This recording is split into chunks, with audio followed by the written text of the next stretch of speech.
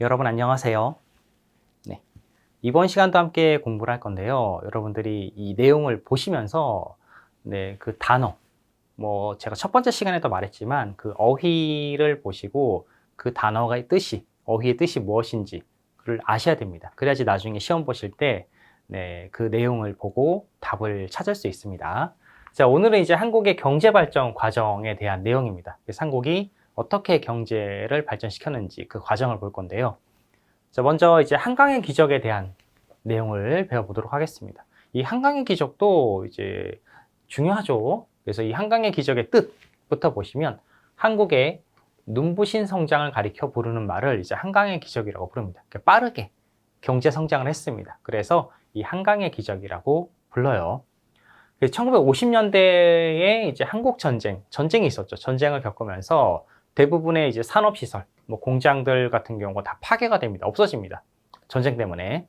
그리고 이제 1970년대에는 이제 세계가 믿기 어려울 정도로 빠르게 경제가 성장하기 시작을 합니다. 그러니까 대부분 시설이 다 파괴됐는데 이제 20년 정도 돼서 이제 갑자기 성장을 많이 하는 거죠. 자, 그래서 이제 1인당 한 사람당 국민소득, 그러니까 1인당 국민소득은 한 사람이 1년 동안 벌어들이는 총액을 말합니다. 1960년대에는 이제 79달러 밖에 되지 않았는데, 이제 2024년을 보시면, 이제 2024년이죠. 36,624달러 정도가 됩니다. 이렇게 급격하게 빠르게 성장을 했다라고 해서 한강의 기적이라고 부릅니다. 자, 한국의 산업을 보시면, 이게 제조업과 서비스업이 중심을 이루고 있는 이제 선진국형 구조라고 보면 되겠죠. 네. 자, 다음은 이제 한국 경제가 성장한 과정을 한번 알아보도록 하겠습니다. 자, 한국 경제는 이제 한국의 이제 경제가 성장하기 위해서는 이제 여러 가지가 필요한데 좀 이제 어려운 여건이었습니다. 왜냐하면 자연 자원도 부족하고 기술도 부족하고 돈도 부족해서 좀 힘든 상황이었는데 이걸 이제 수출을 통해서 수출은 이제 다른 나라의 물건을 파는 거죠. 이런 걸 통해서 이제 극복을 했습니다. 1960년대에는 이런 제조, 옷, 신발, 가발 등 이런 경공업, 옷, 신발, 가방 이렇게 쉽게 만들 수 있는 것들을 경공업이라고 합니다. 그리고 1970년대부터 80년대에는 철강, 자동차, 선박 이렇게 중화공업, 중공업과 화학공업 제품을 이제 많이 수출하게 됩니다. 그리고 2000년대 이후에는 이제 반도체, 선박은 배죠.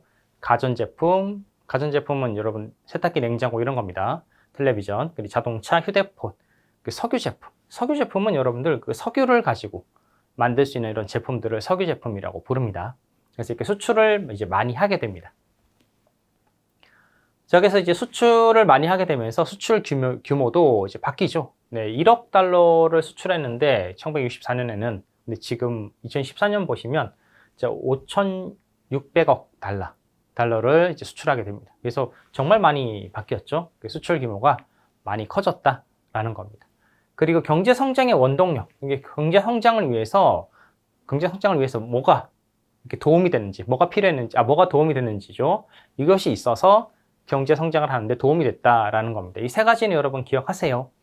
우수한 인적 자원, 사람들이 우수했다라는 것과 그리고 경제적 어려움을 극복하겠다는 의지가 있죠. 그리고 높은 교육열, 그리고 기술 개발도 있는데 이 세 가지는 여러분들 꼭 기억을 하셔야 됩니다. 그래서 경제가 빠르게 경제가 성장할 수 있었던 원동력, 원인 이런 것들이 물어보면 이런 걸 대답하시면 되겠죠. 자, 그리고 새마을 운동을 했는데 이제 1970년부터 이제 시작된 한국의 대표적인 근대화 운동입니다. 그래서 이제 근면, 자조, 협동을 강조해서 이 농촌 지역을 이제 좀 더 좋게 만드는 거죠. 이걸 새마을 운동이라고 부릅니다. 자, 다음은 이제 첨단 산업 시대, 한국의 경제 위상 이런 걸 보겠습니다. 자, 한국의 무역 규모는 아까도 봤지만 이제 2011년에 이제 1조 달러를 넘어서서 이제 세계 8위 정도의 무역 규모를 가지고 있습니다. 그리고 한국은 이제 FTA 발효 국가라서 이제 다른 나라와 FTA를 하고 있습니다. 그래서 뭐 칠레나 뭐 싱가포르 같은 나라들도 있고 여기 보시면 이제 여러 나라들과 그 FTA 관계를 맺고 있어요. 자, 그리고 한국의 10대 교육 품목인데 한국에서 많이 수출하는 물건들이죠. 네, 수출하는 물건들인데 뭐 반도체나 뭐 석유는 아닙니다. 석유로 만든 물건들이죠. 석유 제품, 뭐 자동차 선박, 그리고 해양 구조물, 뭐 무선 통신기기 이런 것들을 이제 많이 수출하고 있습니다. 자, 그래서 이제 한국의 경제의 국제적 위상이 좀 바뀌었습니다. 많이. 옛날에는 이제 좀 가난했지만 지금은 좀 달라졌죠. 네. 자, 보시면 이제 경제협력개발기구 OECD라는 곳에 이제 가입을 했습니다. 그래서 1996년에 가입해서 뭐 정치적, 경제적 선진국으로 위상을 이제 확립을 했고, 자, 그리고 여러 가지 이제 세계 회의를 개최하게 되는데 이제 세계 여러 나라의 정상들을 초대하는 거죠.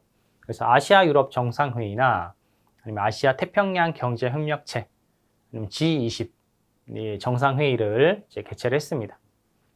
그리고 OECD의 개발원조위원회 회원국입니다. 한국은. 그래서 예전에는 이제 원조 도움을 많이 받았는데 지금은 이제 한국이 좀 어려운 지금 경제적으로 어려운 나라들을 이제 도움을 주는 이런 나라로 바뀌었는데 이 첫 번째 사례가 되겠습니다. 옛날에 도움을 받다가 지금은 도움을 주는 이런 나라로 바뀐 나라가 이제 있는데 이제 첫 번째 사례가 되는 거죠.